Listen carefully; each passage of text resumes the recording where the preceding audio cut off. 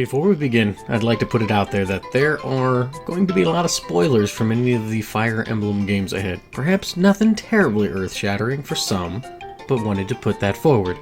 Also, heavy spoilers for the fourth game, Genealogy of the Holy Wars, since this is what the miniseries is all about, yeah? Enjoy!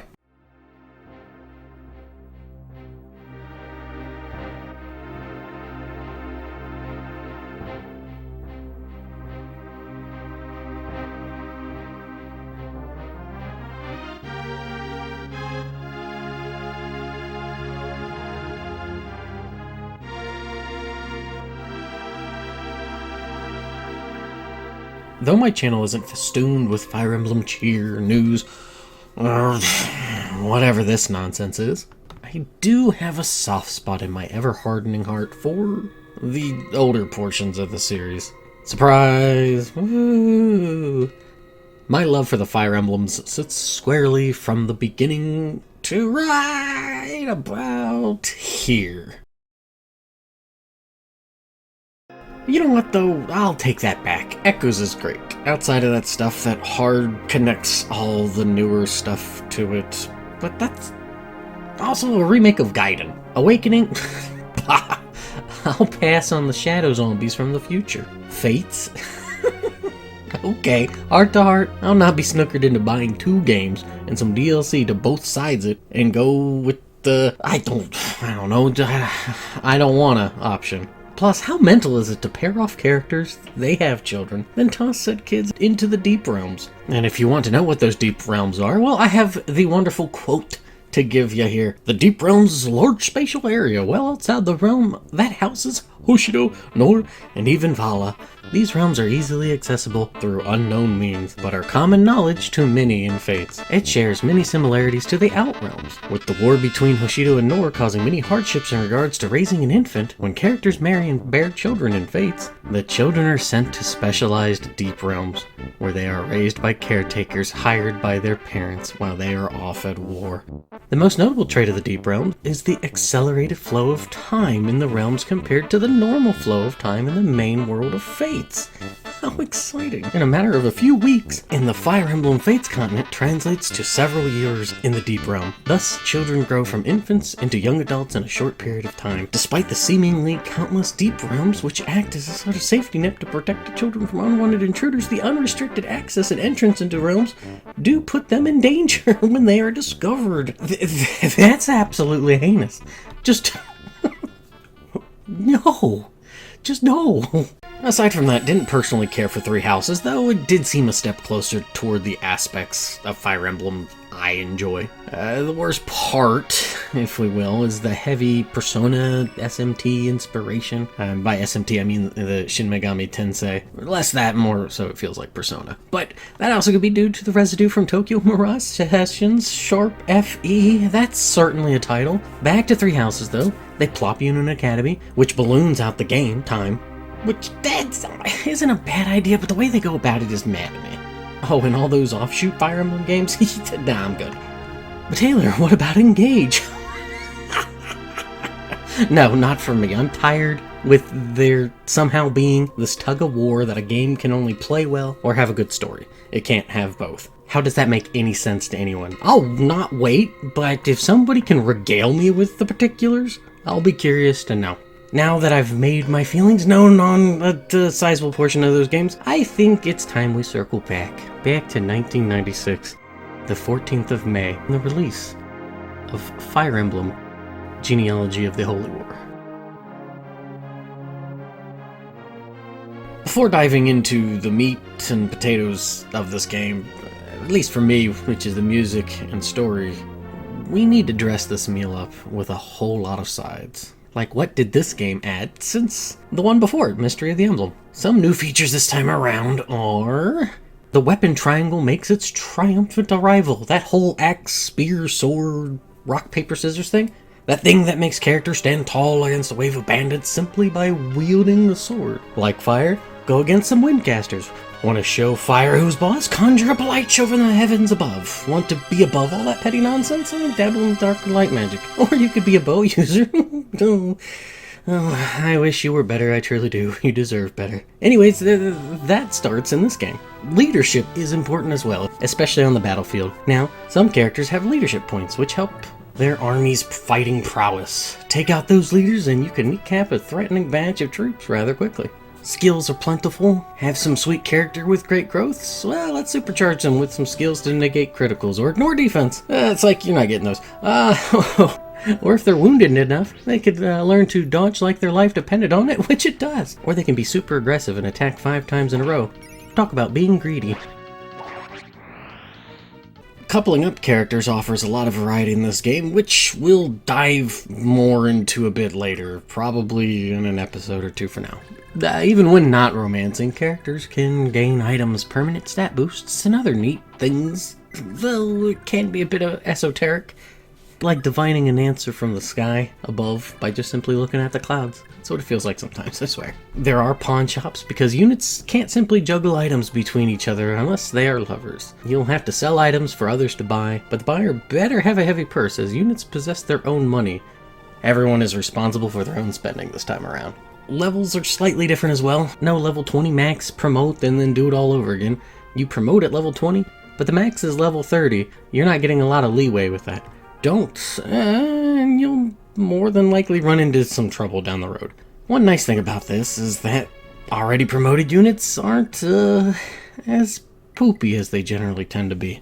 Holy Blood plays a part in strengthening characters and certain stats as well. Plus, it comes in major and minor varieties. Descendant of some ancient hero? Well, you're getting a little pep in your step through stat growth chances, and major ones are able to use some specific holy weapons corresponding to who their ancestor was. This means there can be a whole lot of possible combinations and considerations for pairings, or you can let love work its course. Yeah, good luck with that. In this game, you wear a lot of hats, strategizing, accounting, and possibly the heaviest one of all, that of matchmaker. To round this list out, attack and healing ranges are visible. That's pretty nice. Oh, and you can save at the very start of each turn. Limited to those 3 save slots, but it is very necessary. The maps in these chapters are mighty expansive. To set the story up, war waits in the wings to fully descend upon the Yggdrasil continent. I know it's got a J in there, but this is, we're going by old school rules where the J's are more like a Y there, so exciting times. We're treated to a bit of backstory with a tune that is less than heroic to start. The basic just 12 heroes came together and were blessed by the gods to stop the torment of evil. Hope is restored and music builds as those deeds become shrouded in the foggy curtain of time. Then bam! The glorious Fire Emblem theme sets in. We're treated to a chronology, and nearly 320 years before the start of this game, in the year of Grand 757, some bad stuff happens. Widespread slaughter, child sacrifices, the typical evil and darkness routine. It's not a good time. Dark God comes to be, taking one named Gao as its vessel, founds the Lopterian Order. Dead lords rise from the dead, and Grand's Republic falls. Gaul, as Archbishop, becomes ruler of the Lopter Empire, all in about 8 years. Talk about a busy Bumblebee. Then sets out the order for the murder of 100,000. A few years later, the bloodlust still thirsty, children are being burned alive in mass in what could be referred to as the Sorrow of Miletos. A year later, 10,000 dead at the Edda Massacre. Blood for the Blood God, indeed. It isn't for 180 years after all this bloodshed that the 12 Crusaders would be blessed with holy power at the Miracle of Darna. Holy war breaks out, and 15 years would pass before the Lopter Empire finally falls. The Kingdom of Granbell rises from those darkened ashes as 7 of the Crusaders unite to make a new, strong country, while the other 5 create their own kingdoms. At the end of all this, peace lasts, but only for 108 years, when a crisis explodes onto the scene, as Granbell declares war on the Kingdom of Isaac.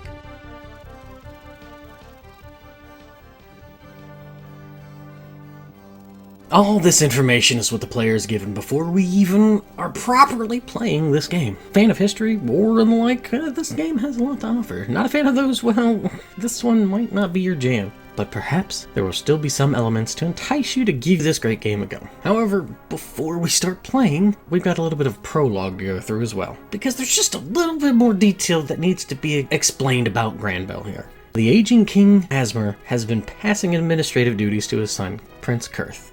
politicking is causing strain with the dukedoms. One particular, Lord Arvis, who is the commander of the Royal Guard, has kept out of the squabbles between Lord Ring of Youngby and Byron of Shalfie on one side, and Prime Minister Leptor of Frege and Lord Langobald of Dozell on the other. Father Claude of Edda has kept quiet as well, but is quite worried about what's unfolding.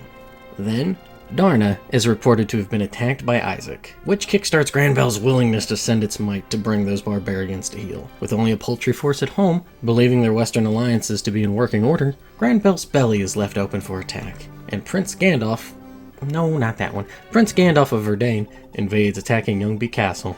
For glory? For loot? For booty?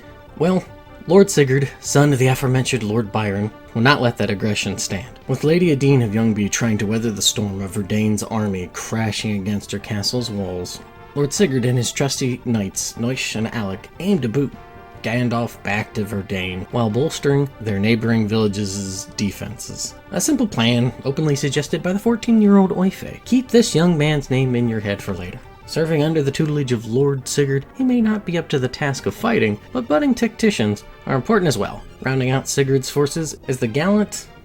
wrong G-word. The gaunt Arden, who will serve as the protector of Shalfie Castle here in the Prologue.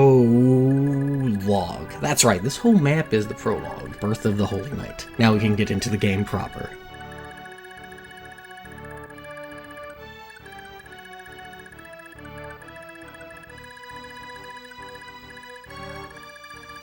The first thing you'll notice is that 3 of your 4 units will be riding horses. Arden, the one who doesn't, well, he'll be relegated to sitting at the castle. Lose it, and game over.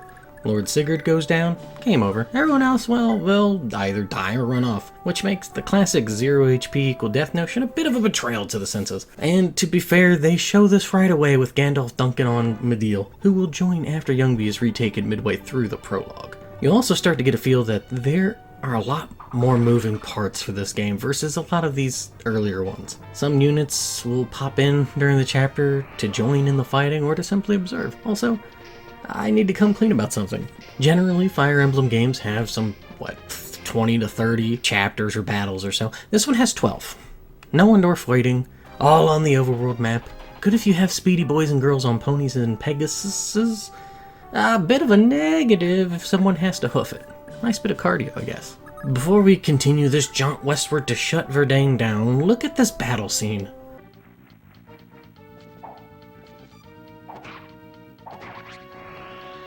Now look at the game befores. I like Mystery of the Emblem, but this is a jump. If we're going to be on the level, I absolutely felt this looked jarring as all get out the first few times I played this. It took me a couple tries dabbling into this game to finally get over the big differences it has compared to the previous Super Famicom game. So the goal of this prologue is to retake Youngby Castle and then Evan's Castle. That's right, we're castle hopping in this game as well, even in the prologue. Even in the short chapter, we have units showing up on turns 2 and 3, plus we can snag a nice speed ring to give one of our units a little pep in their step. Once Youngby has been freed from invading forces, this goofy looking feller, Gerard, gets that bridge back up to assault Granbel and try to retake territory. Truth be told, Gerard is a wee bit underwhelming in tactics and forces. Not really too much of a surprise here. Anyways, have Sigurd go north and get a silver sword from Lord Arvis, who's there to see what is going on with all this fighting, as well as to check up on his half-brother Azel, who joined up with Sigurd's cause with his friend Lex, who hints at Azel's affections for the Lady Adine. Interesting point to note here is that Azel and Lex's connections to Sigurd are somewhat tenuous at best. While Lex and Azel are great friends, Azel is more concerned about Lady Adine than anything. Lex is the son of that Duke Langobald, who's the leader of Dozell, who's not really friendly with Sigurd's father, Duke Byron. But that's them, this is them. You know, that sort of thing. Anyway, also joining the fray is Quan, Ethlin's husband and Prince of Leinster. He's also Sigurd's best friend, while Ethlin is Sigurd's sister. So there's a strong bond formed by Shalfie and Leinster, which is located north of the Kingdom of Thracia in the Manster district. Along with these two is the Lance Knight Finn, and we'll talk about Finn in some time, just not right now.